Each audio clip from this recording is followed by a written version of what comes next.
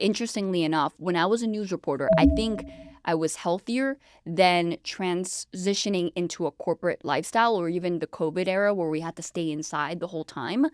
Because as a news reporter, as you know, you're not really inside under artificial lights. You're outdoors and yes, you're stressed. So there's a balance here. But you're outdoors chasing the story, and that requires you to be outside. We're known to be in the elements. We're cold when it's cold out. We're hot when it's hot. And I didn't realize that that was actually a blessing in disguise. At the time, I didn't realize it, but I'm like, wow, I was in shape when I was a news reporter. I was running around everywhere. I was outside exposed to natural light. What I've realized going into the corporate space is that people wake up, they switch on the lights, they don't go outside, they get in a car. So you go from your inside house to your car. Then you drive in your car with windows up because nobody wants to be uncomfortable nowadays. So nobody wants to be cold. So they drive to the office, they get to the office, and then they're under these lights all day long. And then 5 p.m. rolls around, the sun's going down, you didn't go outside all day, you get in your car, you go home, and then you turn on all the lights at home and you act like it was day even though it's night. And so when are you going outside? When are you having any sort of intentional time literally outside? And so something that I've done is I make such intentional light breaks during my workday. I'll go outside to the courtyard. Interestingly enough, the place for smokers because that's where people go. Unfortunately, the only time is when they're going out to smoke. And so I go out and I make it a point to have these intentional light breaks, and they have made such a difference in my day. And I tell other people to do it, and when they do that, they come back inside and they're like, my eyes don't hurt as much. I feel better. But then the problem is you've got to be on those calls. You've got to be in this meeting and here. You got to do that and this. And so I think that the pressures of keeping up with a career, especially here in the West, and it's just, I think that that's keeping us from being outside and being in nature. And I understand it's a privilege to be able to go outside and have those moments. So I think just the demands of society are keeping us inside. Sure. Yeah. No, it's so funny you mentioned that as far as how you were saying with the smokers, like how unfortunately that area is for smokers. I've even heard smokers tell me that the reason why they love it is not for the actual nicotine hit smoking, is because it's a moment for them to be outside with themselves. So I feel like a lot of smokers have told me that they have to kind of put together a different habit in order to you know, to not want to smoke as much. But usually, once they incorporated the habit of, oh, okay, I'm just going to go outside with a Coca Cola instead, or some, maybe not the healthiest thing, but something to replace the smoking. But being outside was actually part of it. And it's so, so important to us. And actually, something I wanted to bring up was with your social media. I think you have a post right now that's going like pretty viral because you're outside with your belly out and everything. It's freezing outside, by the way, guys. And just seeing how, yeah, maybe to everyday people it looks crazy, but you're doing it for a reason. So why do you go outside the way that you do, Yeah. belly out and everything? Mhm. Yeah, no, absolutely. That's so funny because that is definitely something I'm getting a lot of DMs about, and a lot of people are curious. And interestingly enough, I'm getting tags from a lot of people who follow in different parts. I have a lot of people who follow from Canada, which is and interesting to me.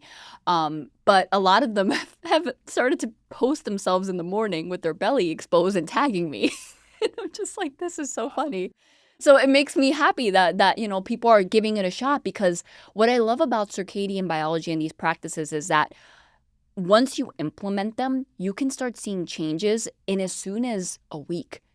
For some people, depending on how attuned you are with your nervous system, which is another big problem here, people can see a difference in 2-3 days. And that's the beauty of this science. And the other beauty is it's free, right? Because so many things in the biohacking space, you need to spend so much money to be able to attain these things. But a lot of them are just enhanced packaged versions of what's already available for free in nature. And that's just something that to me is so interesting. But back to the post about the belly. So the reason I started doing this is because, well, first of all, the first thing I do when I get up, it's so funny. Right now I have blue blockers on, but I'll have my orange pair on as soon as I wake up from bed. I'm literally covering my eyes, going to grab the glasses, and I'll just put them on. And the first thing I do is I run outside. So I run outside and, in a calm way, I'm not actually running. But I get out there and I expose my eyes, and it's like a shock to the eyes because they've been in darkness. And so that first hit of light, that's what's really waking up every hormone in your body and telling them, go do this. And that sunrise signal is the ultimate redox, which just means the ability for your mitochondria to be able to kind of rejuvenate and also determine, by the way, which cells are bad and get rid of them. That is a light signal that you need every morning, and that's given through the sun at sunrise. And so when I go out there, I experience this light the first thing I do in the morning, but then I also expose my belly because a lot of people talk about the importance of gut health, right? So the gut controls your emotions. The gut controls so many issues. If you have emotional imbalances, you maybe have emotional gut dysbiosis, and a lot of people think I need to do candida protocols or I need to do all. And listen, there's a space and there's a time and place for all those things. I'm not discounting them. But if people just started with something as free and simple as lifting your shirt up to expose your stomach to what's really impacting there are the infrared and red light wavelengths of light. So those penetrate through tissue. And what that does is it modulates your gut microbiome. And in that post, I explain that the particular light that can change the bacteria in your stomach to kind of have a more beneficial bacteria is the UVB, which is the one that creates vitamin D when it hits your skin, and that's after sunrise. But I love to just go out and always expose my belly, no matter the time of day, because I feel benefits in digestion. I feel benefits in so many aspects, and also in kind of the idea of being regular every day. So many people struggle with constipation, which is a huge issue. People are reaching for laxative. People are reaching for, eating out of season, thinking that they need to have fiber from fruits from a banana in midwinter, which is going to cause a wreck, right? People don't realize this, but just doing that simple practice, it's like clockwork. I go inside, I gotta go. There's no other way to put it, my friends. That's the way you got to put it. And I notice the days I don't, I'm like, my body has no clue what time of day it is, and I am just absent. So that's the reason why I do that, because I really feel like it sets and primes my stomach for everything, digestion, mood, and in general, just well-being.